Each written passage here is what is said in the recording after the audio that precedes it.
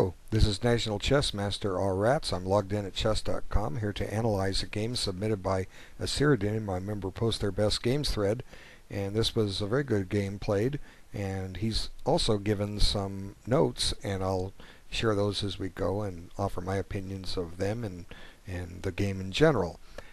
This was a turn-based game, a move every 3 days. And it seemed like it was devoid of major mistakes. There were some minor inaccuracies, and we'll discuss these as we go. Okay, and so here he makes his first comment. Right, so I really don't know much about openings at all. I just don't like playing e5. In other words, he doesn't want to open with a double king pawn opening. Well, sometimes you got to take your things you don't like and try them. Just play e5 for a while, see what happens. Okay. So far it's a Sicilian defense, and then White avoids playing the open variation d4, keeping it more of a closed type position. It'll take on the flavor of a similar to a King's Indian attack in some respects. We'll see as we get there. Okay, so except that White never fianchettos the king bishop, but it's similar. It's a closed Sicilian. Okay, so far, both sides are playing fine. There's no mistakes, no inaccuracies. We've just chosen to stay out of the main lines, and there's nothing wrong with playing out of the book and popular lines. You just have to play chess, and you don't fall victim to someone's prepared analysis or something like that. So I'm always advocating to get out of book early. I generally do anyway. I want to make it me against you, and you should strive for the same. Okay, so now White's next move, it's got an interesting comment to it, knight g5, and here he says knight g5 seemed like a waste of time as I can kick it easily and it doesn't attack anything this early in the game. Probably been better for him to just develop. Okay, let's consider that for a moment. Well, there's nothing wrong with developing. I always say there's nothing wrong with developing. And as it turned out, had Black played bishop e3 here, or bishop g5, it would have actually developed this bishop, because this bishop and this rook are going to sit there until the game is over. I mean, decisively over. Okay, the fact that White never got them into play is one of the main reasons White lost this game. Okay, he was basically giving odds of a rook and a bishop, and there were some other mistakes too, as we'll see, but they got him in that way. But when you don't develop your pieces, it's easier to make more mistakes in a position because you're not using your full army. Now, actually, knight g5 isn't that bad of a move. Okay, consider instead had White played knight e1. Okay, the idea behind either move, knight g5 or knight e1, is to be able to play f4, and that's something that White took away from himself as an option way back on the second move. He blocked his f-pawn. So in a closed Sicilian, it's common that a lot of times White will want to play f4. Advice on how to do it: if you want to do it a little earlier, you answer c5 with f4 on the second move, or play knight c3 and then f4, and then and only then develop your king knight to f3. So I've been in positions where I've even had masters in play knight g5 against me with the idea of playing f4. Okay, so it's not as bad as it looks or it seems based on everything I've said in my videos.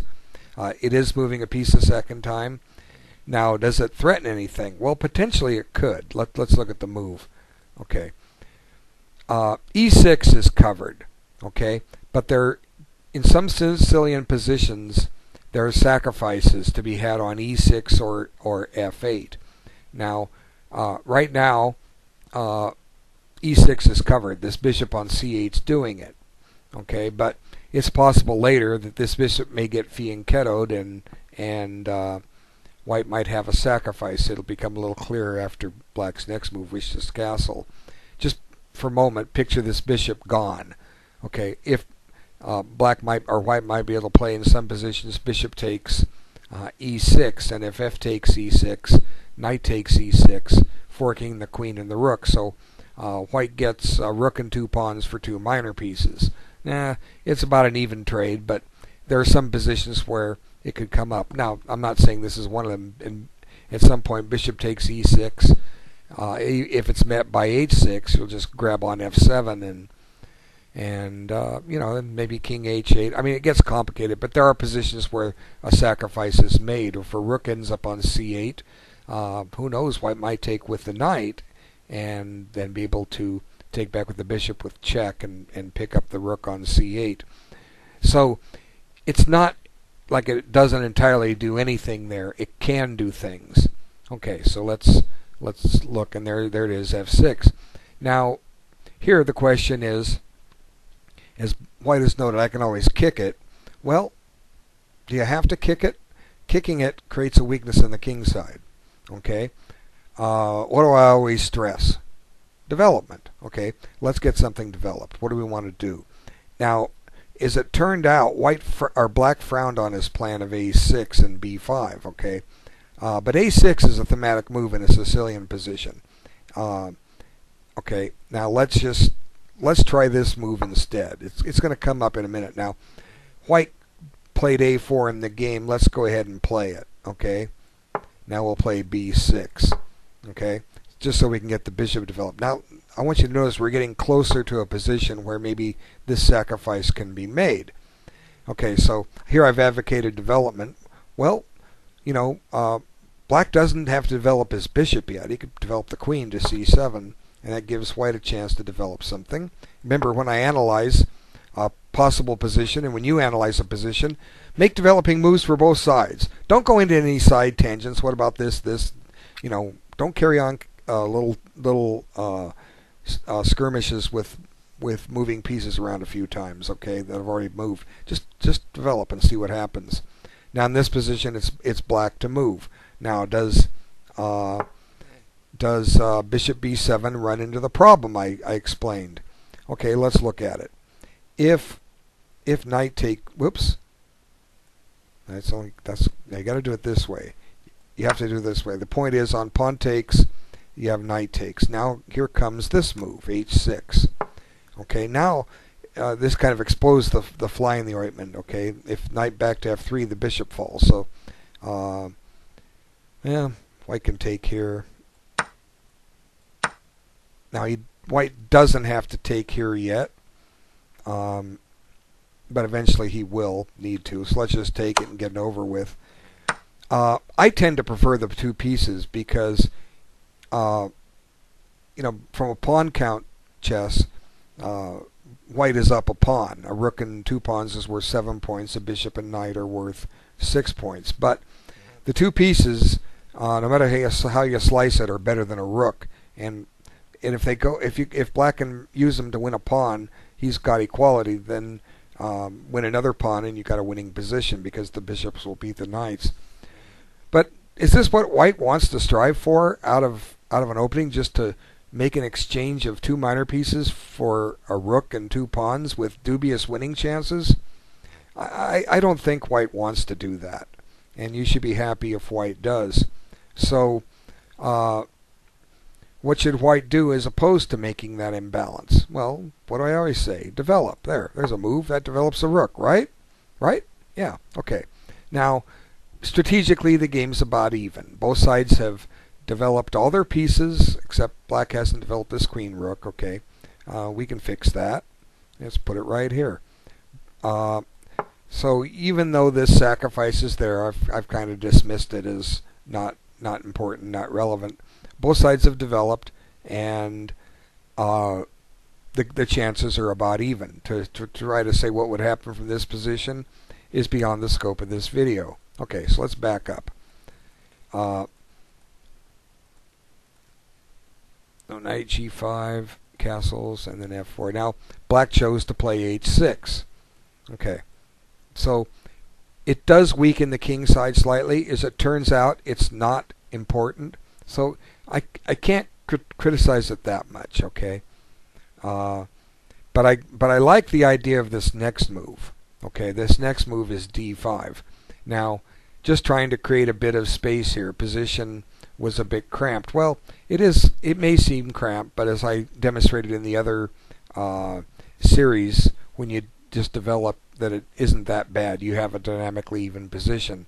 But you have that anyway because you're still in the opening. So the chances would have been about equal. I deliberately didn't mention the D5 move simply because I wanted to answer your question ahead of time. You're cramped, but you're solid. Okay, but this is a fine move actually. And now that bishop is out of play. Okay, so he's got some pressure on D5, but we'll talk about that in a moment. Okay, so now you said you don't think this is particularly a particularly strong move on your part because it created a potential weak spot if you want to connect your pawn chain. Okay, by connecting his pawn chain, he means B6 because eventually black is going to play D4 here and have this pawn chain. That's what he's talking about. But anyway, A6 is thematic as I was demonstrating earlier, so it's not that bad of a move. Okay, and we'll see what happens. Now, A4 is actually thematic by white to forestall black from playing B5. So it's not that bad. It does give you this outpost you mentioned on B4, but it's not a particularly useful outpost in a Sicilian defense. It's rare that black will put a knight there and leave it there. Okay, but your next move is, I don't think it's the best. I think here you make a minor strategic error, but it works out, and we will see here in a moment. At least the way I play it. When you play D4, that's your move. What you do is you've activated this bishop that was inactive. Okay, you've suddenly given that bishop all kinds of options it didn't have, and that's what I don't like about it. Okay, that's the only thing I don't like about it. The alternative is to keep that bishop tied up. Now you are having to stop and defend this pawn. Okay, your knight and your queen, one of them can't leave. You're going to drop the pawn. So what you can do potentially is play bishop E6 over protecting this square. Then you're free to develop your queen to D7 or even C7. And then swing a rook over to D8, further protecting this pawn. So, and in some cases, if your bishop gets molested, you might even bring it back to C8. Let me demonstrate. Okay, usually I make developing moves. I want to show you White's plan here. White's plan is to drive this bishop out with F5, but he has to prepare it. So this is another way sometimes I analyze. I say, how come my opponent chase that bishop out? So I'll instead of making developing moves here, I'll make those later if we have any time. I'll try to kick that bishop out as quick as I possibly can. And to do that, White has to proceed with H3 and G4. So here they come. And now the purpose of putting the queen on C7 is evident, because here White gets his F5 in, but because we've got the queen off the back rank, this bishop is free to come back to C8, and look, you're still holding the key square D5. It never got out of your control. Meanwhile, wow, there's all kinds of possible moves here. As a matter of fact, we don't even have to bring the bishop back to C8 here. I missed this. We can just check first and pick up a pawn with check, and wow, pick up another pawn with check. I guess White can't give that pawn up. He's got to come back here with the knight. But now we'll bring the bishop back, and everything is fine. And I don't think White can trap the black queen. He can try, but I don't think it's gonna. Let's see, knight E2 with the idea of knight F4. It could get a little tricky. It's something for you to sit and look at. But this is again how I analyze. I try to see what's the fly in the ointment. How can I want to overprotect my my pawn on D5, and I want to make it so I can complete my development. And if that bishop on E6 get chased out with F5, what can I do? So that's how I find positions like this. So I think bishop e6 is a fine move here. The other possible move I didn't even mention is bishop g4. Okay, what's the purpose of that? Well, the purpose is you're planning to play knight d4 right now and force a doubling of his pawns. Okay, and you might be able to double some pawns here. Let's see. What does white do? Okay, the point is, if it's your move, you're going to play knight d4, and you're going to be able to take on f3, and he's going to have to take it back with a pawn or drop some material. So how does white avoid this? Well, you can move the queen and get out of the pin. Okay, let's put the queen on e1. That does the job, right? Well, what we can do is we can play this, and now knight d4. Okay, now the rook's under attack. The rook's got to move. Well, we're driving over to attack our king, so we got to be careful. Okay, but here we're doubling these pawns. We're getting rid of that bishop. Now, what's happening here? Black has a much better pawn structure. That's what's happening here. White has some potential at kingside attacking chances, but at least, and he is getting developed, but he still hasn't solved the problem here that faced him the game. Black still has to develop these guys. I suspect that black will come out of this okay. White doesn't have any kind of a winning attack, and black will have the better game. So bishop g4 works in this line. What else does white do? You got to break that pin, right? Well, can we break it this way? No, it's still going to come in. No. You have to break it this way. Knight e2. Now if bishop takes on rook takes, knight d4 is met by knight takes knight. So, but anyway, it's just a possible line, bishop g4. I think maybe knight e2 holds. You'd have to sit and play with it more on your own, but it's not an easy move to see. Okay. But anyway, your a6, I think is fine. But your d4, like I say, the problem? Let's get back that up. The problem with d4 is that it just opens up this bishop's diagonal again. Now it turns out white never does anything with it, but you don't always know that when you play these moves. Okay, so white put the knight on e4, and let's see. Something's wrong here. See, one problem there it is. When you play a sideline on here, it replaces the main line with the sideline, and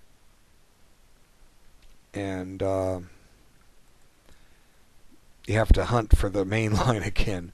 So I'm often have to reload. But you made a note here. What I should have played instead of a6. A move ago. Well, not necessarily for the reasons I've given. Okay, so now white plays knight e4. Now what you played, it turned out it worked out. But myself, I'm in preference of keeping pieces on the board. I like knight d5. And so this is one way to justify your d4, because you have now closed that bishop's diagonal off again. I deliberately didn't mention it as an alternative when I analyzed bishop e6 and bishop g4. I didn't talk about that your d4 had this possibility because it's a move I want to discuss here. Okay, aside from shutting off the light squared bishop of whites, what else does it do? It avoids a piece exchange. Okay, I don't like to trade pieces. I want to use my pieces together, and the more of them I have, the more chances I have with them. Also, you're keeping an eye on e3. You just might be able to get in there sooner or later. You don't know. It's possible that a little remaneuvering could take place at some point. Knight to e7 to f5, and you're crawling all over e3. You also give white a chance to give up the bishop pair. And then your queen can retake, and your queen is marvelously centralized. And if you get the bishop on the long diagonal, you have some mating possibilities. So I kind of like knight d5 here. Now what you played, it worked out, but I think it's just a little awkward, and I'll explain it. You're You took here. Okay. Now you say white gets a pawn in the center, but I don't like his knight staying there with a threat on c5. Well, he's not threatening c5. Your bishop is covering it. Okay. You're fine, and you can always secure c5 with b6 at the right moment. But your knight on d5 is better than his knight on e4. Okay. I just want you to know that. But it turns out it works out for you, but it's a little shaky. At least, it makes you analyze more, and you'll see what I mean. Okay, because anytime now we have to consider lines where this bishop can do some damage combined with his other pieces. Well, we're keeping his knight out of g5. We might be keeping it out of e5. Who knows? Maybe white could sacrifice a positional sacrifice, allow him to have himself to have double pawns in return for some pressure on the f7 square. Once again, something you have to think of. In your next move, even though it centralizes the rook and develops it, gets it on a half-open file, you're leaving f7 uncovered. Now, white can't do anything, but you're going to have to stop and think of these things. Now, like for instance here, what if this move right now? Okay, as I said, it was a positional sacrifice. White's doubling up some pawns to have some pressure. Now look at this. What are you going to do? Well, you can bring the rook back to f8, lose the tempo. Okay, then white might play queen h5 and put some more pressure down there, or you could play bishop e6 and try to neutralize things. Okay, and then maybe white takes. Now, like I say, this bishop's just, it's a shame it hasn't developed. It doesn't have any good squares, really. But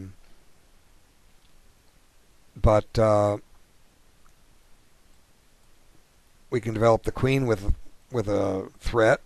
The threat is to play queen f7, check, winning a pawn back. You got to deal with that. Okay. Now, let's get this bishop developed. Myself, I might put it on f4 to avoid exchanges, but there's something to be said about putting it on d2. Here I'm threatening to play rook takes rook, and if queen takes, swing the rook over with tempo. But then black should play here, or maybe not there, maybe put some pressure on e5. Of course, e6 is loose. White's got some activity here. It was an interesting positional sacrifice he missed, and you've allowed it by pushing d4 and by playing rook e8. You gave white had some strategical ideas to try there. You have resources, but you gave your opponent some play. And I generally don't like to, if I can avoid it, I don't want to give my opponent any play. Okay, why complicate things? Why make it hard for me to figure out exactly, extra variations that I have to worry about? Why not keep it compact and limit what he can do? Knight d5 just limits what white can do. It just takes away so many options, and the ones I showed you are favorable to you. Okay, so you took, and then you played rook e8, and then he missed a chance to play knight e5. No, that's what I'm playing. Okay, he played e5, and he had the right square, but just the wrong chess man went to it. Okay, so, but the drawback with e5, it suddenly gives you squares for your pieces. Now, look at the queen side here. Here we are at move 15, and neither of you have developed your queen rook, and your queen bishop. Okay, they've been sitting there a long time. Who's going to be the first? Whoever's the first is probably going to win. Ha ha. I already know the result. I already know who developed his first. You did. Okay, bishop f5. So that's one drawback with the move e4. It gave your bishop a square. Now your bishop has a nice diagonal that it didn't have before, right? So both white squared bishops have some scope here, and either side could have kept them limited. Okay, so now you'll see what I mean by he didn't come up with any way to make some options for his getting that diagonal for his bishop, but you did. So that's the difference. So finally, white develops his queen, and black develops his queen. Hey, we're almost got the back rank done. Now here, white just didn't know what was going on here. This guy has got to get developed, and now, okay? Bishop, even if it doesn't have any squares, we'll find some for it.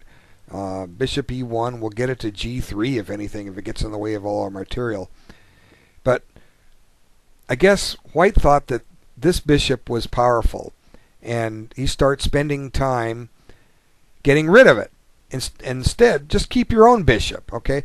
The potential this bishop has is still there. It may not be what it once was, but hey, you've got it, use it. If anything, if you want to chase this bishop out, maybe just try h3 here. White could try h3. What's the point of h3? Well, the point of h3 is we want to bury this bishop somewhere. What's black going to do? Okay, well, let's develop. Let's I don't want to play b6, a6, will hang. Let's put the rook on d8. Okay, now g4. Okay, bingo. Back on here, and now f5. Now look, you've shut the bishop in, and suddenly this bishop has some squares. What's black going to do here? I think e5 can be covered. So you got to be careful, I think, of h3.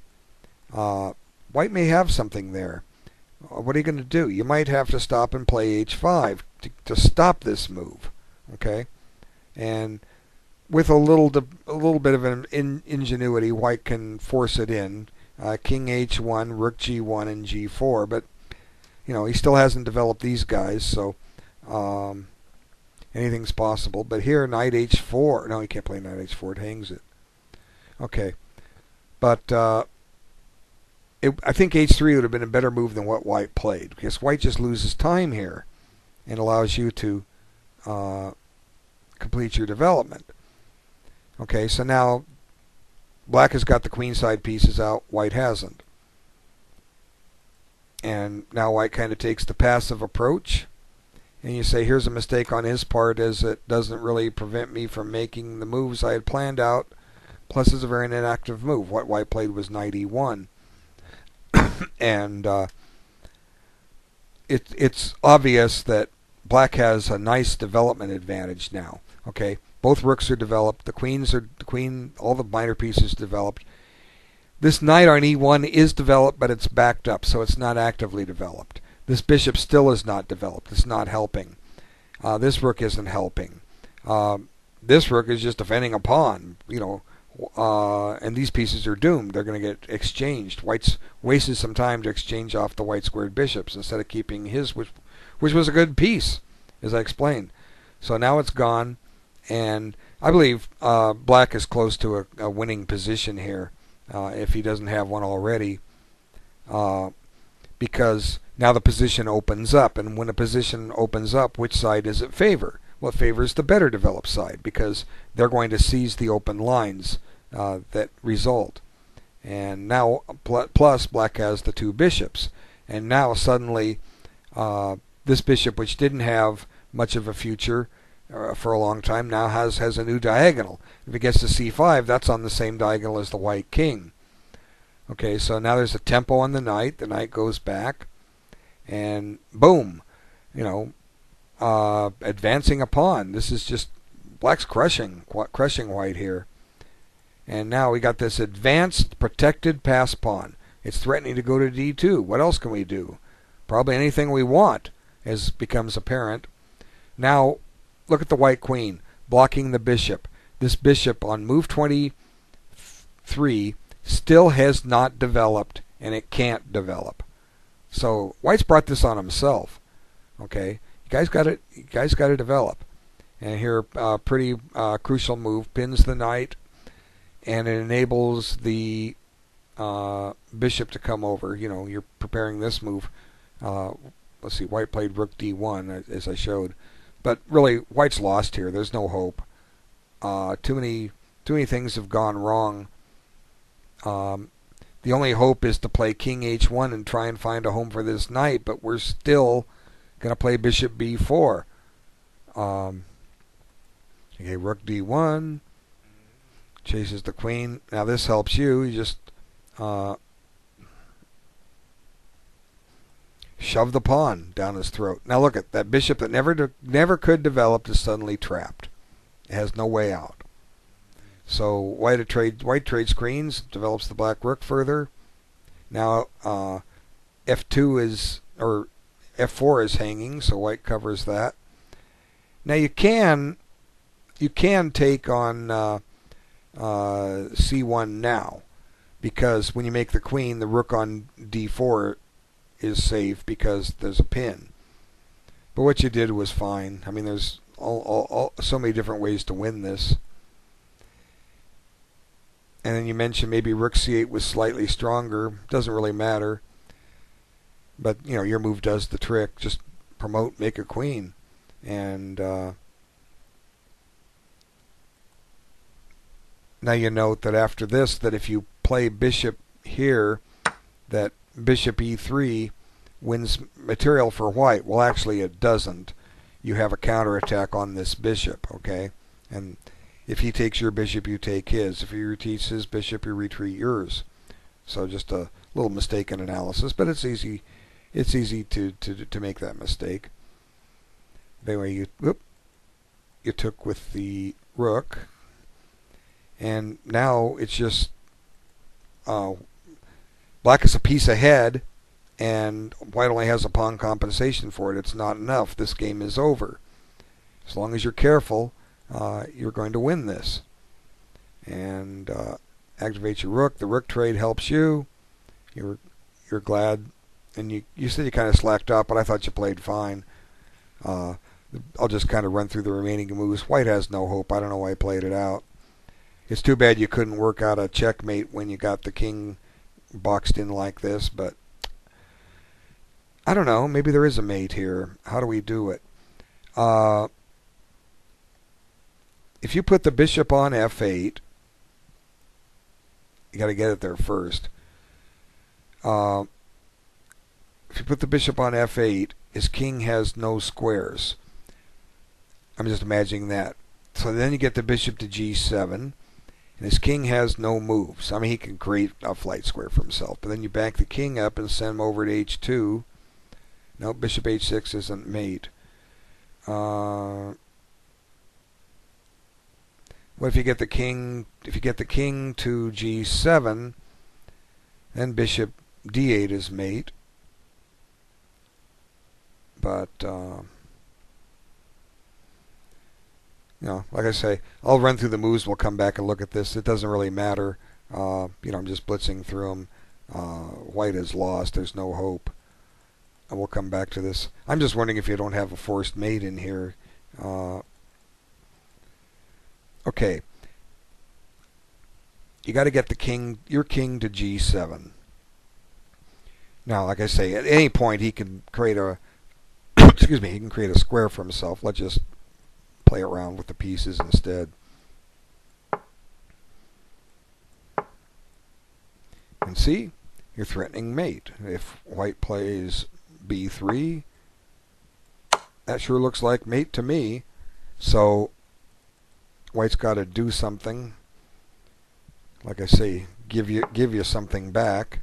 Oh, wait a minute. Hey, look at this. Check. Where are you going to go? That's mate. So maybe you had a chance to administer a checkmate. Maybe. You can sit and play with this on your own. A lot of times it's useful to find these things because it's good practice with endings. Even though you're a piece ahead, you ask yourself, can I mate somebody? When his king is nestled in your pawns like that, there's often a lot of surprising possibilities, and this wasn't forced clearly, you know, and white could have escaped it at some other point, most likely. But when you got the king stuck in there, try to find the mate. You know, there's some annoying people that will play online games on until checkmate, and you know, then they take all their maximum time each time to do it. I guess they figure maybe you'll die and they'll win the game or something. Nobody ever won a game by resigning. It's their right. But anyway, overall, very nice game. You play very well. You have potential to move up very quickly based on where you're at now. Just keep working on your games, okay? Thanks so much, everyone, for having a look, and I'll look forward to talking to you in the next video. Take care. Bye now.